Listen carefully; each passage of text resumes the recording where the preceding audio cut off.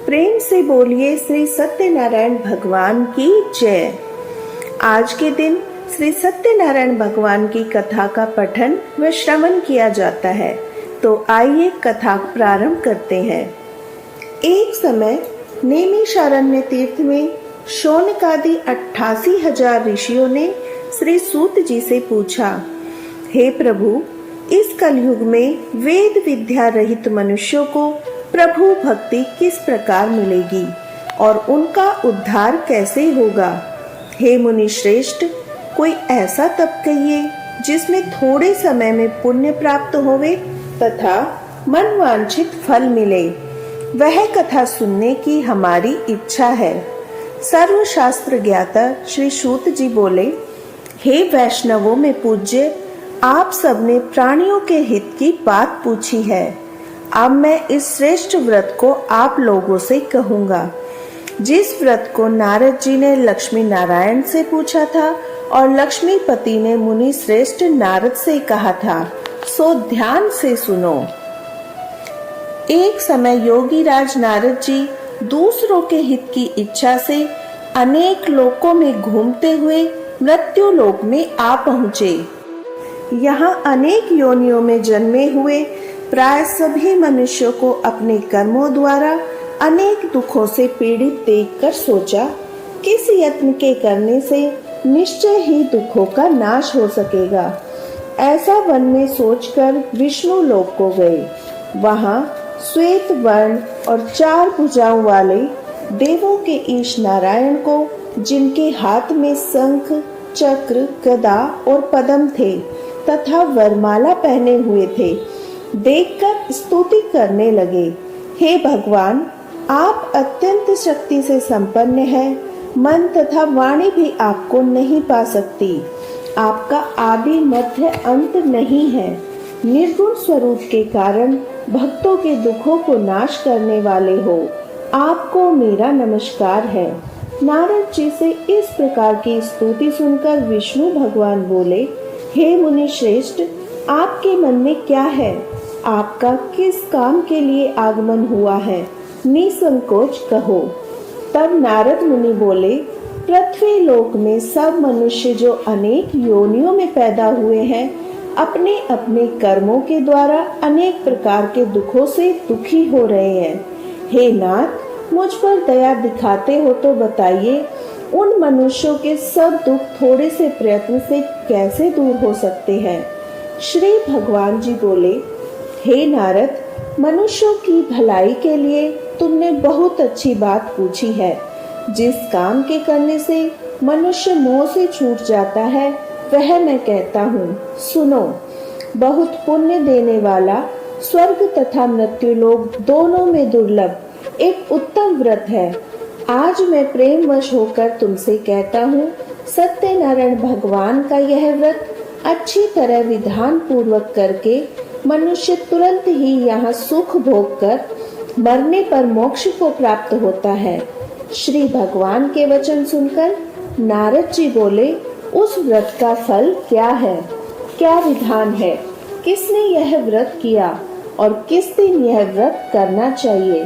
विस्तार से कहो। भगवान बोले, दुख शोक आदि को दूर करने वाला, धन धान्य को बढ़ाने वाला, सौभाग्य तथा संतान को देने वाला, यह व्रत सब स्थानों पर विजय करने वाला है। भक्ति और श्रद्धा के साथ किसी भी दिन मनुष्य श्री सत्यनारायण भगवान की शाम के समय ब्राह्मणों और बंधुओं के साथ धर्म परायण होकर पूजा करे।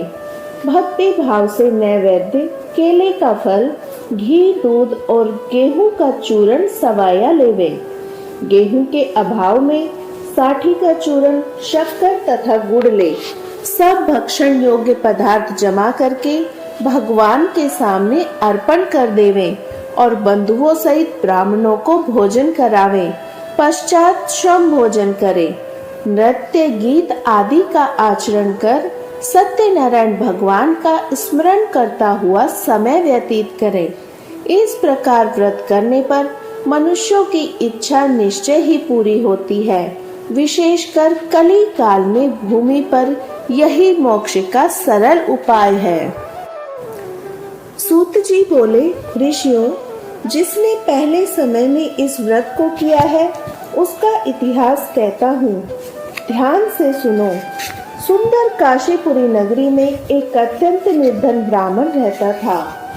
वह भूख और प्यास से बेचैन हुआ पृथ्वी पर नित्य घूमता रहता था। ब्राह्मणों से प्रेम करने वाले भगवान ने ब्राह्मण को दुखी देखकर बूढ़े ब्राह्मण का रूप धरकर उसके पास जाकर आदर से पूछा, हे विप्र, नित्य दुखी हुआ पृथ्वी पर क्यों घूमता है? श्रेष्ठ ब्राह्मण, यह सब मुझसे कहो, मैं सुनना चाहता हूँ। ब्राह्मण बोला, मैं निर्धन ब्राह्मण हूँ, भिक्षा के लिए पृथ्वी पर इधर उधर फिरता हूँ। हे भगवान, यदि आप इसका उपाय जानते हो तो कृपा कर कहो।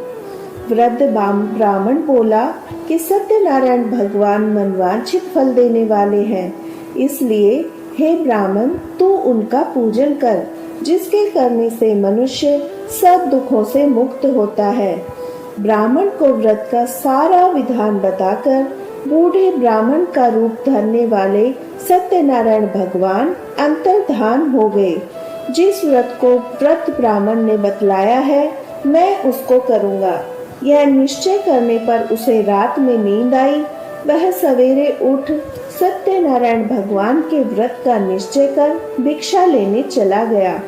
उस दिन उसको भिक्षा में बहुत धन मिला, जिससे बंधु बांधवों के साथ उसने सत्यनारायण का व्रत किया। इसके करने से वह विप्र सब दुखों से छूटकर अनेक प्रकार की संपत्तियों से युक्त हुआ। उस समय से वह विप्र हर मास व्रत करने लगा। इस तरह सत्यनारायण भगवान के व्रत को जो करेगा वह सब पापों से छूटकर मोक्ष को प्राप्त होगा। आगे जो पृथ्वी पर सत्यनारायण का व्रत करेगा वह मनुष्य सब दुखों से छूट जाएगा। इस तरह नारद जी ने नारायण का कहा हुआ यह व्रत मैंने तुमसे कहा। हे विप्रो, अब और क्या कहूँ? ऋषि बोले, हे मुनीश्वर, संसार में इस विप्र से सुनकर किस किस ने इस व्रत को किया, हम सब सुनना चाहते हैं। इसके लिए हमारे मन में श्रद्धा है। सूत जी बोले, हे मुनियों, जिस जिसने इस व्रत को किया है वह सब सुनो। एक समय एक विप्र धन और ऐश्वर्य के साथ बंधु बांधवों के साथ व्रत करने को तैयार हुआ। उसी समय एक लकड़ी बेचने वाला बूढ़ा आदमी आया और बाहर लकड़ियों को रखकर विप्र के मकान में गया। प्यास से दुखी लकड़हारा उनको व्रत करते हुए देख विप्र को नमस्कार करके कहने लगा, आप यह क्या कर रही हैं और इसके करने से क्या फल मिलता है? कृपया करके मुझसे कहो। ब्राह्मण ने कहा, यह सब मनोकामनाओं को पूर्ण करने वाला सत्यनारायण भगवान का व्रत है। इसकी ही कृपा से मेरे यहाँ धन धान्य आदि की वृद्धि हुई है।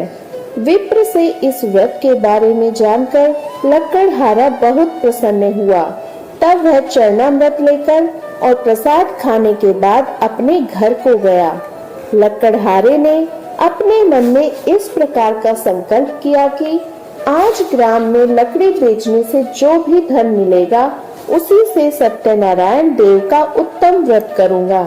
यह मन में विचार कर वह बूढ़ा आदमी लकड़ियां अपने सिर पर रखकर जिस नगर में धनवान लोग रहते थे वह ऐसे सुंदर नगर में गया। उस रोज वहां उसे उन लकड़ियों का दाम पहले दिनों से चौगुना मिला। तब वह बूढ़ा लकड़हारा दाम ले और अति प्रसन्न होकर पके केले की फली, शक्कर, घी, दूध, दही, गेहूं का चूर्ण इत्यादि सत्यनारायण भगवान के व्रत की कुल सामग्रियों को अपने साथ लेकर घर गया। फिर उसने अपने भाइयों को बुलाकर विधि के साथ सत्यनारायण भगवान का पूजन और व्रत किया। उस व्रत के प्रभाव से वह बूढ़ा लकड़हारा धन, पुत्र आदि से युक्त हुआ और संसार के समस्त सुख भोग कर वैकुंठ को चला गया। सूत जी बोले, हे श्रेष्ठ मुनियों, अब आगे की कथा कहता हूँ, सुनो। पहले समय में उल्कामुख नाम का एक बुद्धिमान राजा रहता था। वह सत्यवक्ता और जितेंद्रिय था। वह प्रतिदिन देव स्थानों पर जाता और गरीबों को धन लाकर उनके कष्ट दूर करता था। उसकी पत्नी कमल के समान मुख वाली और सती साध्वी थी। भद्रशिला नदी के तट पर उन दोनों ने श्री सत्यनारायण भगवान का व्रत किया। उस समय वहां एक साधु वैश्य आया। उसके पास व्यापार के लिए बहुत सा धन था। वह नाव को किनारे पर ठहराकर राजा के पास आ गया और राजा को व्रत करते हुए देखकर विनय के साथ पूछने लगा, हे राजन, भक्ति युक्त चित्त से यह आप क्या कर रहे हैं? मेरी सुनने की इच्छा है, सो आप यह मुझे बतलाइए। राजा बोला, हे साधु, अपने बांधवों के साथ पुत्रादि की प्राप्ति के लिए एक महान शक्तिमान सत्यनारायण भगवान का व्रत व पूजन किया जा रहा है। राजा के वचन सुनकर साधु आदर से बोला, हे राजन, मुझसे इसका सब विधान कहो। मैं भी आपके कथानुसार इस व्रत को करूंगा। मेरी भी कोई संतान नहीं है और इससे निश्चित ही होगी। राजा से सब विधान सुन व्यापार से निवृत्त हो वह आनंद के साथ घर गया। साधु ने अपनी पत्नी से संतान देने वाले उस व्रत का समाचार सुनाया और कहा, जब मेरे संतान होगी तो मैं इस व्रत को करूंगा। साधु ने ऐसे वचन अपनी स्त्री लीलावती से कहे। एक दिन उसकी स्त्री लीलावती पति के साथ आनंदित हो सांसारिक धर्म में प्रवृत्त होकर सत्यनारायण भगवान की कृपा से गर्भवती हो गई और 10वें महीने में उसके एक सुंदर कन्या का जन्म हुआ। दिनों दिन वह इस तरह बढ़ने लगी जैसे शुक्ल पक्ष का चंद्रमा बढ़ता है। कन्या का नाम कलावती रखा गया। तब लीलावती ने मीठे शब्दों में अपने पति से कहा कि जो आपने संकल्प किया था कि इस भगवान का व्रत करूंगा, अब आप उसे करिए। साधु जी बोले, हे प्रिय, इसके विवाह पर करूंगा। इस प्रकार अपनी पत्नी को आश्वासन दे वह नगर को गया। कलावती पितृ ग्रह में वृद्धि को प्राप्त हो गई। साधु ने जब नगर में सखियों के साथ अपनी पुत्री को देखा तो तुरंत ही दूत को बुलाकर कहा, पुत्री के वास्ते कोई सुयोग्य वर देखकर लाओ। साधु की आज्ञा पाकर दूत कंचन नगर पहुंचा। वहां पर खोज और देखभाल कर लड़की के लिए सुयोग्य वणिक पुत्र को ले आया। उस सुयोग्य लड़के को देखकर साधु ने अपने बंधु बांधवों सहित प्रसन्नचित्त अपनी पुत्री का विवाह उसके साथ कर दिया। किंतु दुर्भाग्य से विवाह के समय भी उस व्रत को करना भूल गया। तब श्री भगवान क्रोधित हो गए और श्राप दिया कि तुम्हें दारुण दुख प्राप्त होगा।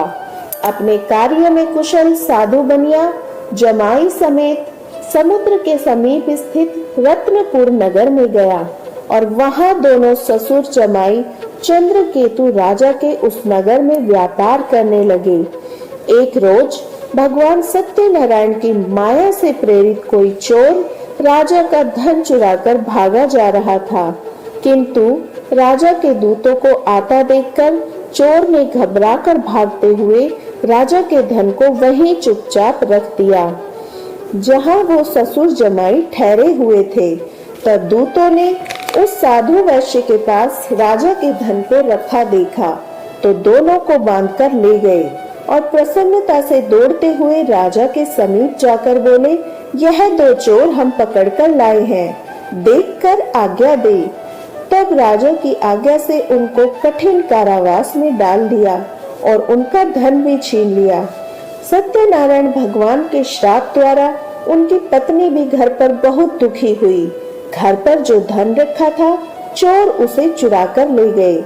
शारीरिक व सामाजिक पीड़ा तथा भूख प्यास से अति दुखित हो अन्न की चिंता में कलावती एक ब्राह्मण के घर गई। वहां उसने सत्यनारायण भगवान का व्रत होते देखा। फिर कथा सुनी और प्रसाद ग्रहण कर रात को घर आई। माता ने कलावती से कहा, हे पुत्री, अब तक कहाँ रही? वह तेरे मन में क्या है? कलावती बोली, हे माता, मैंने एक ब्राह्मण के घर श्री सत्यनारायण भगवान का व्रत देखा है। कन्या के वचन सुनकर लीलावती भगवान के पूजन की तैयारी करने लगी। लीलावती ने परिवार और बंधुओं सहित श्री सत्यनारायण भगवान का पूजन किया और वर मांगा कि मेरे पति व दामाद शीघ्र आ जावे। साथ ही प्रार्थना की, हम सबका अपराध क्षमा करो। सत्यनारायण भगवान इस व्रत से संतुष्ट हो गए और राजा चंद्रकेतु को स्वप्न में दर्शन देकर कहा, हे राजन, दोनों वैश्यों को प्रातः ही छोड़ दो। उनका सब धन जो तुमने लिया है उन्हें दे दो, नहीं तो तेरा धन, राज्य, पुत्रादि नष्ट कर दूंगा। राजा से ऐसे वचन कहकर भगवान अंतर्धान हो गए। प्रातः काल राजा चंद्रकेतु ने सभा में स्वप्न सुनाया। फिर वणिक पुत्रों को कैद से मुक्त कर सभा में बुलाया और कहा, हे महानुभावों, भावी वर्ष तुम्हें ऐसा कठिन दुख प्राप्त हुआ है, अब तुम्हें कोई भय नहीं। ऐसा कहकर राजा ने उनको नए नए वस्त्र आभूषण पहनाए तथा जितना धन लिया था उससे दूना धन देकर उनको आदर से विदा किया। दोनों वैश्य अपने घर को चल दिए। सूत जी बोले, वैश्य ने मंगलाचार करके यात्रा आरंभ की और अपने नगर को चला। उनके थोड़ी दूर निकलने पर दंडी वेशधारी सत्यनारायण ने उनसे पूछा, हे साधु, तेरी नाव में क्या है? अभिमानी वणिक हंसता हुआ बोला, हे दंडी, आप क्यों पूछते हो? क्या धन लेने की इच्छा है? मेरी नाव में तो बेल और पत्ते भरे हैं। वैश्य का कठोर वचन सुनकर भगवान ने कहा, तुम्हारा वचन सत्य हो। दंडी ऐसा कहकर वहां से दूर चले गए और कुछ दूर जाकर समुद्र के किनारे बैठ गए। दंडी के जाने पर वैश्य ने नित्य क्रिया करने के बाद नाव को ऊंची उठी देखकर अचंभा किया। नाव में बेल और पत्ते आदि देखकर मूर्छित हो जमीन पर गिर पड़ा। फिर मूर्छा खुलने पर अत्यंत शोक प्रकट करने लगा। तब उसका दामाद बोला कि आप शोक न करें, यह दंडी का श्राप है, अतः उनकी शरण में चलना चाहिए, तभी हमारी मनोकामना पूर्ण होगी। दामाद के वचन सुन वह दंडी के पास पहुंचा और अत्यंत भक्ति भाव से नमस्कार करके बोला, मैंने जो आपसे असत्य वचन कहे थे उनको क्षमा करे। ऐसा कहकर महान शोकातुर रोने लगा। तब दंडी भगवान बोले, हे वणिक पुत्र, मेरी आज्ञा से बार बार तुम्हें दुख प्राप्त हुआ है, तू मेरी पूजा से विमुख हुआ। साधु बोला, हे भगवान, आपकी माया से ब्रह्मा आदि भी आपके रूप को नहीं जानते, तो मैं अज्ञानी कैसे जान सकता हूँ? आप प्रसन्न हो जाइए, मैं सामर्थ्य के अनुसार आपकी पूजा करूँगा। मेरी रक्षा करो, पहले के समान नौका में धन भर दो। उसके भक्ति युक्त वचन सुनकर भगवान प्रसन्न हो उसकी इच्छा अनुसार वर देकर अंतर्धान हो गए। तब उन्होंने नाव पर आकर देखा कि नाव धन से परिपूर्ण है।